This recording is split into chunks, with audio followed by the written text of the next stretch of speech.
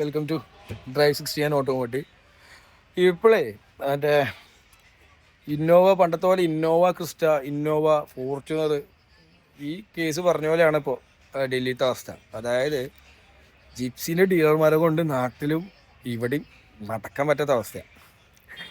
എന്താണെന്ന് വെച്ചാൽ ഇപ്പോൾ ഭയങ്കര ഡിമാൻഡ് ആയിട്ടുണ്ട് ജിപ്സിക്ക്. അതായത് അതുപോലെ തന്നെ കുറേ യൂട്യൂബേഴ്സും വ്ളോഗേഴ്സൊക്കെ ജിപ്സി ഫോർ സെയിൽ, ഈ പൈസ 3, 3.5, 3.45 എന്നൊക്കെ പറഞ്ഞിട്ട് ആഡ് ഇട്ടിട്ട് നാട്ടിലും ഇവിടെയും ജിപ്സി എന്ന് പറഞ്ഞു കഴിഞ്ഞാൽ അങ്ങോട്ട് എല്ലാവർക്കും ഭയങ്കര ഡിമാൻഡ് ആയിട്ടുണ്ട്.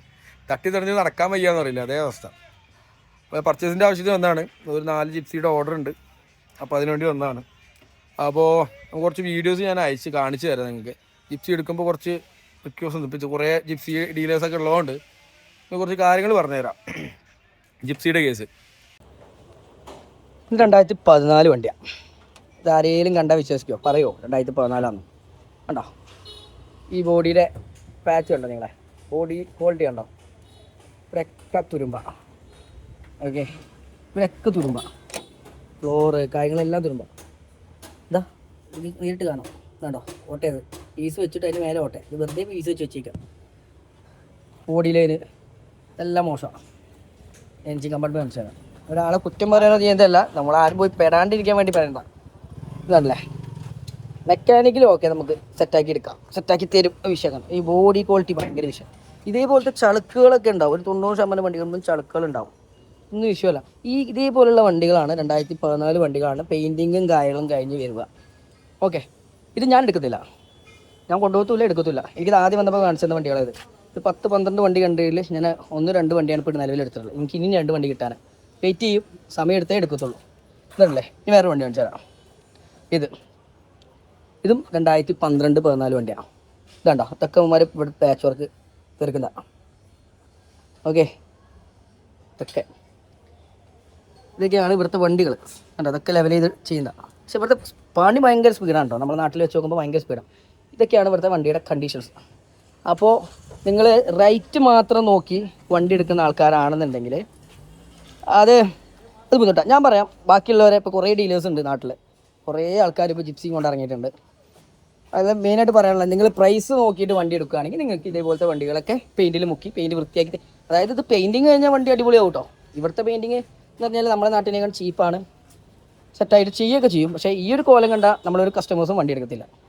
അതായത് ഒരു 90% ഈ വീഡിയോ ചെയ്യണവരായിക്കാട്ടെ 90% ആൾക്കാരും ഫസ്റ്റ് ടൈം ഒരു ഡീൽ ഉറപ്പിച്ച് വണ്ടി എടുത്ത് പോയതിന് ശേഷം പിന്നെ ഓർഡറിനനുസരിച്ച് ഇവന്മാർ അവിടെ നിന്ന് വിളിച്ചിട്ട് വണ്ടി ഓർഡർ ചെയ്യും, ഇവർ റെഡിയാക്കിയിട്ട് കണ്ടെയ്നർ കയറ്റി വിടും. അതാണിപ്പോൾ നടന്നുകൊണ്ടിരിക്കുന്ന കാര്യങ്ങൾ.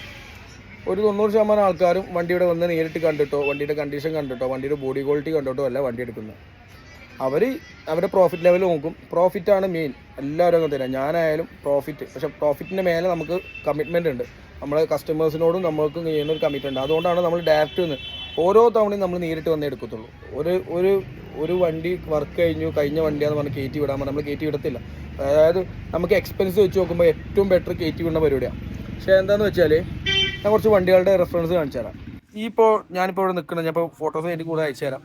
2014 വണ്ടികൾ, പല കണ്ടീഷനുള്ള വണ്ടികളുണ്ട് ഇവിടെ. അതായത് ഫ്ലോറ് ഒരു ഇറ്റ് തുരുമ്പില്ലാത്ത വണ്ടിയും ഫുള്ള് തുരുമ്പുള്ള വണ്ടിയും ബോഡി കാര്യങ്ങൾ മെക്കാനിക്കലി പക്ക മോശമുള്ള വണ്ടികൾ ഇവിടെ ഉണ്ട്.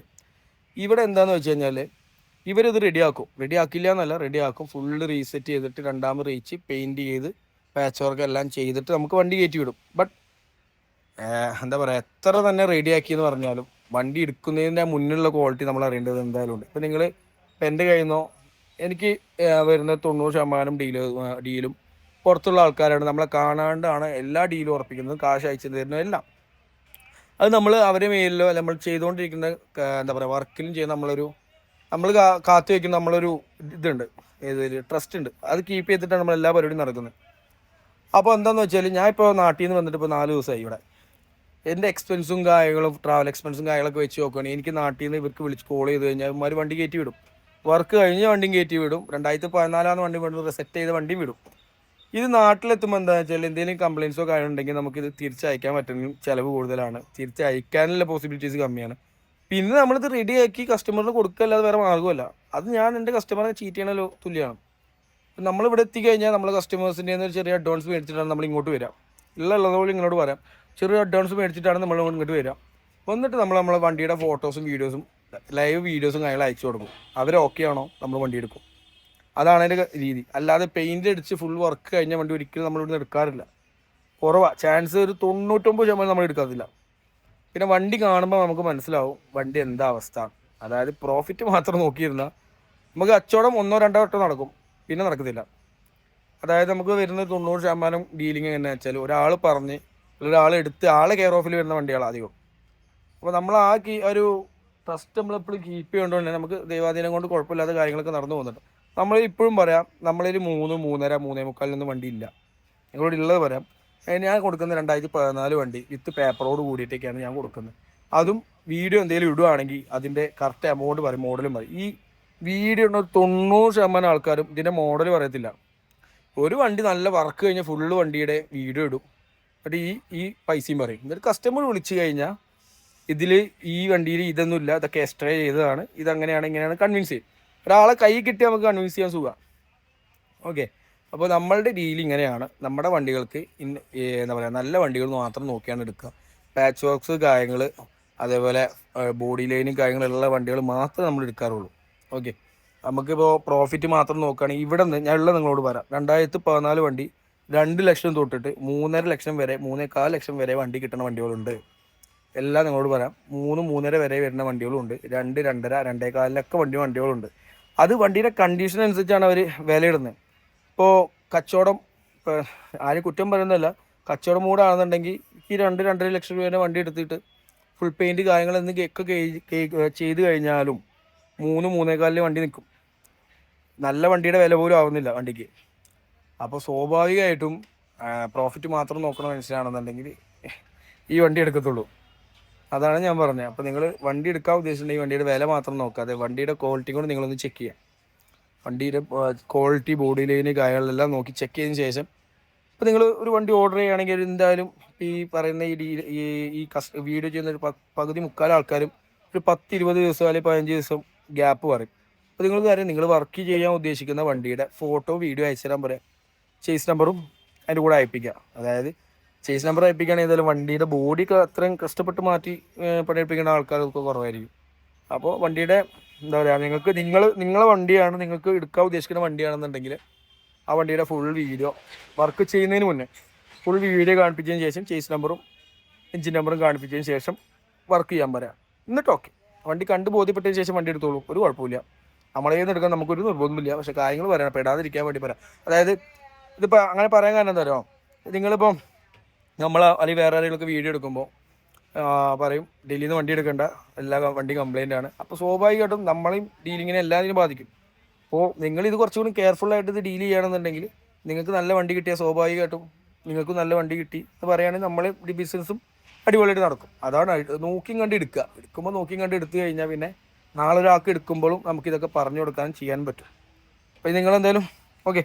അപ്പോൾ വണ്ടി ജിപ്സി എടുക്കുന്നുണ്ടെങ്കിൽ നോക്കുക, ഡീലർമാർ ആരെങ്കിലും ഉണ്ടെന്നുണ്ടെങ്കിൽ അവരൊക്കെ ഉണ്ട് വണ്ടിയുടെ പഴയ വീഡിയോ, വണ്ടിയുടെ ആക്ച്വൽ കണ്ടീഷൻ എന്താണോ അതിൻ്റെ വീഡിയോ, ഫോട്ടോ, എഞ്ചിൻ നമ്പറും ചേസ് നമ്പറും വീഡിയോ കൂടെ അതിൽ ഇൻക്ലൂഡ് ചെയ്യിക്കാൻ പറയാം. എന്നിട്ട് നിങ്ങൾ അവരോട് വർക്ക് ചെയ്യാൻ പറഞ്ഞോ, പെയിൻറ്റ് ചെയ്യാൻ പറഞ്ഞോ. വണ്ടിയുടെ ആക്ച്വൽ കണ്ടീഷൻ കണ്ടു കഴിഞ്ഞാൽ 90% ആൾക്കാരും വണ്ടി എടുക്കത്തില്ല ഉള്ള പറയാം. അതായത് ഇത് അറിയുന്നവർക്ക് കുഴപ്പമുണ്ടാവില്ല. ഒരു റെസ്റ്റോറേഷൻ ചെയ്യാനുള്ളൊരു മൂഡിൽ ചെയ്യുകയാണെന്നുണ്ടെങ്കിൽ ഓക്കെ ഫൈൻ, കുഴപ്പമില്ല. നമ്മളൊക്കെ എല്ലാ വണ്ടികളും ഈ റോ കണ്ടീഷനിൽ എടുത്ത് നാട്ടിൽ കൊണ്ടിട്ടാണ് പണിയുക. നമ്മൾ ഇവിടുന്ന് പെയിൻറ്റ് ചെയ്യാറില്ല, എന്താ പറയുക, പാച്ച് വർക്ക്സ് എടുക്കാറില്ല, ഒന്നും ചെയ്യാറില്ല. വണ്ടി ആക്ച്വൽ എന്താണോ വണ്ടിയുടെ കണ്ടീഷൻ, നല്ല ബോഡി ലൈനുള്ള വണ്ടിയാണോ നമ്മൾ എടുക്കും. നമ്മൾ എടുത്തിട്ട് ബാക്കി വർക്ക് നമ്മൾ നാട്ടിൽ നിന്ന് ചെയ്യാം. ഓക്കെ, ഇങ്ങനെയാണ് ഒരു കാര്യം. അപ്പോൾ അത് നമ്മൾ കാര്യങ്ങൾ കസ്റ്റമറോട് കാര്യങ്ങൾ ഡീറ്റെയിൽ ആയിട്ട് പറഞ്ഞു കൊടുക്കും, കാര്യങ്ങൾ ചെയ്യും. എന്നിട്ട് മാത്രമേ നമ്മൾ വേറെ എന്താ പറയുക വണ്ടി എടുക്കാറുള്ളൂ. അപ്പോൾ ഇതാണ് ഇപ്പോൾ നിലവിലുള്ള ഡൽഹിയിലത്തെ കണ്ടീഷൻ. ഞാൻ ഇന്ന് വന്നപ്പോൾ തന്നെ ഒരു 3-4 മലയാളീസിനെ കണ്ടുകൂടെ ഇതേപോലെ ഇങ്ങനെ തപ്പി നടക്കുന്നുണ്ട്. ഇവിടെ ഒരുപാട് ഡീലേഴ്സ് ഉണ്ട്. നമ്മൾ എടുക്കുമ്പോൾ ശ്രദ്ധിക്കേണ്ട കുറച്ച് കാര്യങ്ങൾ എന്താ വെച്ചാൽ, പേപ്പർ ഭയങ്കര ഒരു മെയിൻ കാര്യമാണ്. അതായത് ചിലവരിൽ നല്ല വണ്ടികളുണ്ടാവും, പക്ഷെ ഇത് പേപ്പറാക്കാൻ പറ്റത്തില്ല. അതുപോലെ ഒരുപാട് പേരെ ഞാൻ കണ്ടിട്ടുണ്ട് പേപ്പറാക്കാൻ പറ്റാണ്ട് സ്ക്രാപ്പ് വിലയ്ക്ക് വരെ എടുത്ത ആൾക്കാരുണ്ട്. അപ്പോൾ അതാ പറയുന്നത്, നിങ്ങൾ ആദ്യം വണ്ടിയുടെ മെയിൻ പരിപാടി, വണ്ടിയുടെ കണ്ടീഷൻ കാര്യങ്ങളൊക്കെ കഴിഞ്ഞ് പിന്നെ അടുത്ത മെയിൻ പരിപാടി എന്താണെന്ന് വെച്ചാൽ പേപ്പർ വർക്ക്സാണ്. അപ്പോൾ പേപ്പർ വർക്ക്സ് നല്ലൊരു പേപ്പർ വർക്കും പേപ്പർ ആക്കാനോ കേരളാക്കാനോ പറ്റിയില്ലെങ്കിൽ ഒരു കാര്യമില്ല വണ്ടി കൊണ്ട്. അപ്പോൾ നിങ്ങൾ ഇങ്ങനെ ഡീൽ ചെയ്യുമ്പോൾ വിത്ത് പേപ്പർ ഉള്ള ആൾക്കാരെ കൊണ്ട് ചെയ്യുക. ഇനി അതുപോലെ തന്നെ വണ്ടി എടുക്കുന്നതിന് മുന്നും പറയാം, വണ്ടിയുടെ ആദ്യത്തെ കണ്ടീഷൻ കാണണം. റോ കണ്ടീഷനിൽ കണ്ടിട്ട് നിങ്ങൾ വർക്ക് ചെയ്തോ, കുഴപ്പമില്ല. അവർ വർക്ക് ചെയ്തെടുത്തോട്ടെ. നല്ല വർക്കേഴ്സ് ഉണ്ടാവും ഇവിടെ, അവർ ചെയ്യുന്നവരുണ്ടാവും, നല്ല ഡീലേഴ്സും ഉണ്ടാവും. അപ്പോൾ വണ്ടിയുടെ ആക്ച്വൽ ആദ്യത്തെ കണ്ടീഷൻ കണ്ടിട്ട് നിങ്ങൾ വണ്ടി എടുക്കുക. ഓക്കെ, അപ്പോൾ അടുത്ത വീഡിയോയിൽ കാണാം. നമുക്ക് ഇനി 2-3 വണ്ടി കൂടി കിട്ടാനുണ്ട്. 2 വണ്ടിയേ കിട്ടിയിട്ടുള്ളൂ. ഇവിടെ ഒരു 10, 25, 30 വണ്ടികളുണ്ട്. അപ്പോൾ നമുക്കൊന്നും പറ്റിയ വണ്ടികൾ കിട്ടിയിട്ടില്ല, സ്റ്റോക്ക് കുറവാണ്. അപ്പോൾ 2-3 വണ്ടി കൂടി സ്റ്റോക്ക് കൂടി 2-3 വണ്ടി കൂടി വരാനുണ്ട്. അപ്പോൾ അതിലേതെങ്കിലും കിട്ടുകയാണെങ്കിൽ നോക്കിയിട്ട് എടുക്കുകയാണെങ്കിൽ എടുക്കും, അല്ലെങ്കിൽ വെയിറ്റ് ചെയ്യും. 2 ദിവസം കൂടി വെയിറ്റ് ചെയ്ത് എടുത്തിട്ടേ പുറത്തുള്ളൂ. ഓക്കെ, അപ്പോൾ ബൈ. എന്തെങ്കിലും ഡൗട്ട്സോ കാര്യങ്ങളുണ്ടെങ്കിൽ നിങ്ങൾ നമ്പറിൽ കോൺടാക്ട് ചെയ്താൽ മതി. ജിപ്സി ആവശ്യമുള്ളവരുണ്ടെങ്കിൽ വിളിച്ചോളൂ കേട്ടോ.